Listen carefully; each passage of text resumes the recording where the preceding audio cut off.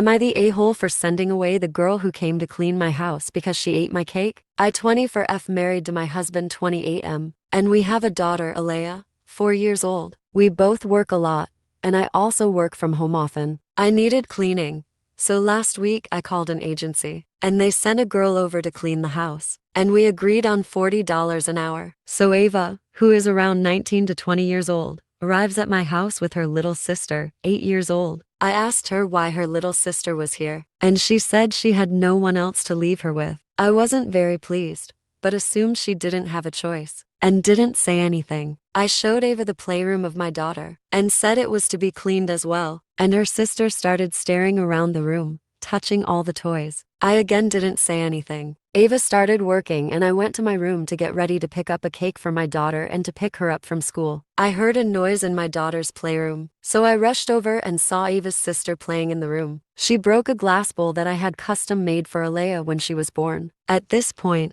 I was annoyed, but again I held myself, and told Ava to clean it and keep an eye on her sister. I went out and picked up Alea's favorite cake with strawberries. It was a cake that had strawberries only on one side, on the top, and on that same side, there were more decorations, etc. I put it in the fridge and left again to pick up Alea. When we walked into the kitchen, I saw Ava's sister eating a big piece of the cake, and exactly the part with the strawberries and more decorations. I have never had an issue like this before. In fact, the cleaning ladies never open my fridge or anything, 'cause they have no business there. I asked Ava what she thought she was doing, and she told me, "My sister was sad and wanted cake, so I figured she could have a piece." Alea started crying because she had been looking forward to her cake with strawberries, and now the piece with strawberries were gone. I told Ava that it was not her place to figure out whether her sister could eat something from my fridge without asking me. She could have waited for me to get back because I told her I would be back. I told her that even if she did do this,